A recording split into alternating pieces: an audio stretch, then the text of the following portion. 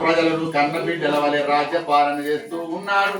ఒకనాడు కాపులందరూ కూడా రాజుగారి దగ్గరికి వచ్చి, అయ్యా, మా పంట చేలలో పల క్రూర మృగాలు ప్రవేశించి మా పంటలను నాశనం చేస్తున్నాయి, వాటిని రక్షించే భారం మీదే అని మొరపెట్టుకున్నారు.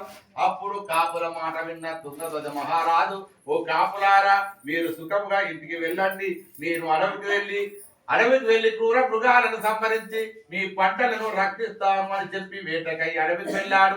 అడవికి వెళ్ళి క్రూర మృగాలను సంహరించి తిరిగి వస్తుండగా వేటాడిన కారణం చేత అలసిపోయిన కారణంగా ఆయనకు కొంత అలసట కొరకై ఒక మారేడు చెట్టు కింద విశ్రాంతి కొరకై ఆగాడు. మారేడు చెట్టు కింద ఆగగా అప్పటికే ఆ మారేడు చెట్టు కింద కొంతమంది గొల్లలు కలిసి సత్యనారాయణ వ్రతం చేస్తూ ఉన్నారు. సత్యనారాయణ వ్రతం చేయగా తుంగధ్వజ మహారాజు సత్యనారాయణ స్వామిని చూశాడు, కానీ నమస్కారం చేయలేదు.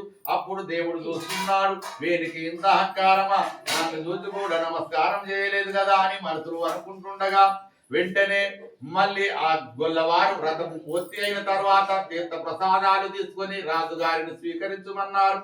రాజుగారిని స్వీకరించమనగా, ఈ నీచ గొల్లలు పెడితే నేను ప్రసాదాన్ని తింటానా అని అహంకారం అడ్డొచ్చి ఆ గొల్లలు పెట్టిన ప్రసాదాన్ని అక్కడనే విడిచిపెట్టి వెళ్ళిపోయాడు.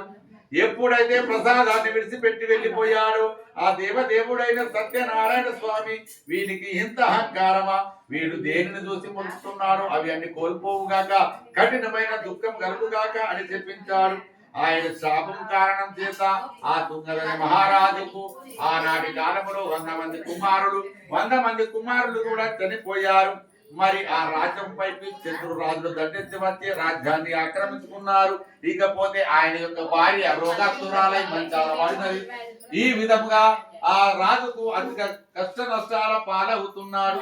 ఒక రోజున ఆయనకు ఆలోచనలో దివ్యదృష్టితో పడి ఇలా ఆలోచనలో పడ్డాడు, ఏమిటి, నేను ఒకప్పుడు రాజులు వేలాది మందికి వందలాది మందికి కూడా అన్నదానం వస్త్రదానం చేసిన వాడను, కానీ నాకే ఈ రోజున తినడానికి తిండి లేని పరిస్థితి వస్తున్నది, కారణం ఏమిటి అని యోగ దృష్టితో కూర్చొని చూస్తుండగా అప్పుడు దేవదేవుడైన సత్యనారాయణ స్వామి తటస్థుగా మెరిసిపోయాడు.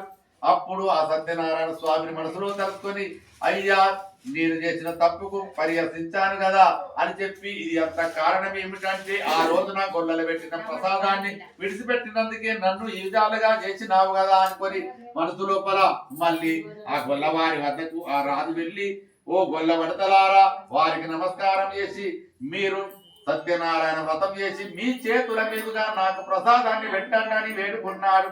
అప్పుడు ఆ గొల్లవారు కూడా రాజుగారి మాట కాదనలేక సత్యనారాయణ వ్రతం చేసి తీర్థ ప్రసాదాలను ఆ రాజుగారిని స్వీకరించమన్నారు.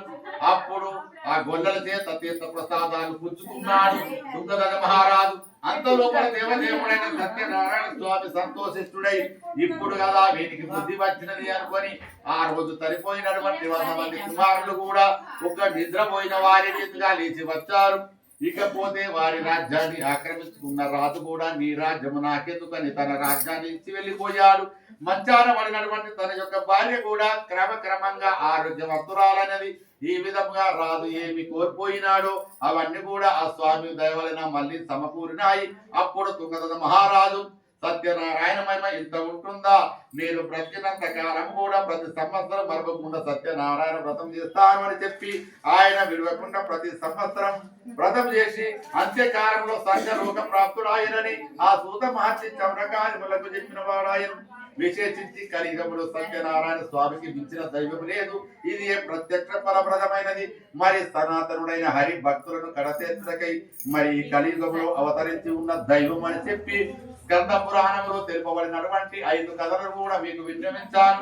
కలియుగంలో విశేషించి ఇంతకంటే వేరే దైవం లేదని అచ్చడి నుండి సెలవు తీసుకొని సూతుల వారు వెళ్ళిపోయినారు. ఓం శ్రీ సత్యనారాయణ స్వామి భగవానికి.